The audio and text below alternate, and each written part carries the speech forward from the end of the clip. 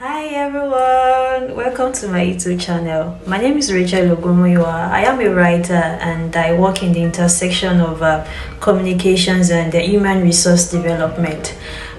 Today I'd like to talk about the power of influence. And when I think of the power of influence, it reminds me of my days as a teenager between junior secondary school and senior secondary school.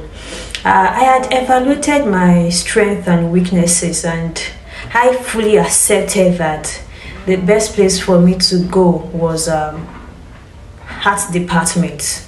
I wasn't good with mathematics, and so I wouldn't deceive myself and say I was going to be a science student. I didn't even consider commercial. I wouldn't want to add the struggles with mathematics to the expectations of being a successful accounting student. So it was not an option for me. And then one random afternoon, I was seated somewhere, and then this teacher that was perfect in my eyes, that would never do anything wrong, asked me, "Oh, Rachel, which department do you plan to go to?" Arts, of course.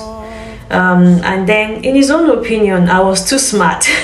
I was too smart for arts. Of course, he also agreed that I was not fit for sciences, but he thought I was too smart for arts.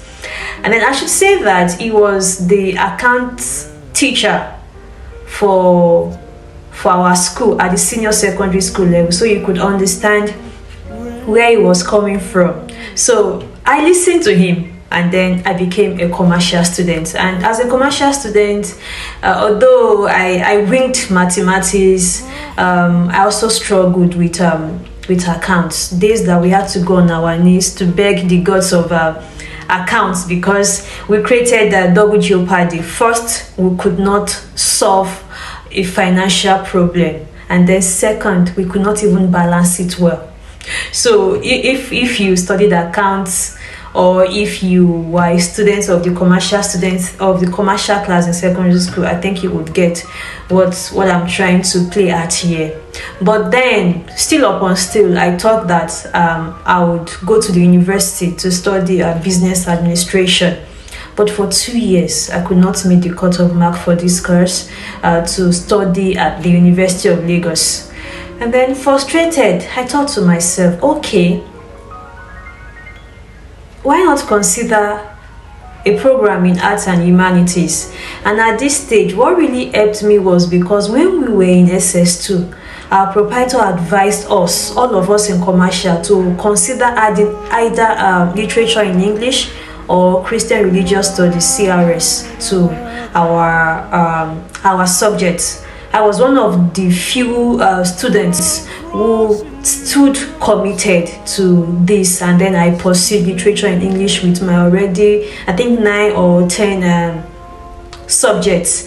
And it was very easy for me because I already enjoyed writing, I enjoyed reading. If I hadn't listened to my favorite teacher, I already found that I was good with writing, I was good with reading, so it was, in my own opinion, best to go for this arts department. So what really saved me was the fact that I had literature in English on my WAEC result. So I had to quickly pivot before it was too late, and then I decided to go for a course of study in the arts and humanities.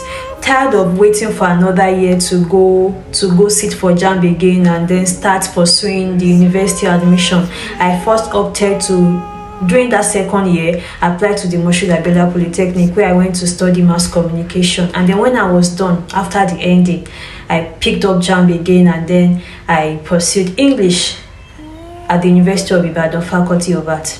And here is where I'm driving at. The people we listen to, the people we respect, the people we put up there as knowledgeable, as better than us, as wiser than us, the people we celebrate, the people we look up to, they one way or the other, they influence how we live our lives, they influence the decisions we make. And mind you, the fact that they are here and we are here doesn't mean their answer, their advice, their recommendations are the best. They are also speaking from a place of experience, a place of what they thought would be best for us. Nobody has the full manual of how anybody should run their life. Even they that seem to be running their life perfectly, they are still learning. We are all learners, and I would like us to pay attention to the fact that we'll be listening to many voices in our lives. And no thanks to social media, influencer marketing is now big. Whether they be teachers, they be celebrities, they be content creators, or normal people just putting themselves out there. We should never listen to too many voices to the point whereby we forget the power of our own gut instincts, because most of the times, if not always, I believe always though, but most of the time, so that I do not speak in the absolute, our gut instincts are never wrong. So please, while you celebrate your celebrities, your influencers, the people you look up to, do not forget the power of your own choice. Do not forget the fact that at the end of the day, how you run your life is yours. The control is in your hands. Be careful who you listen to. If you are yet to subscribe to my YouTube channel, please do so that I can always come back and create valuable content. Thank you.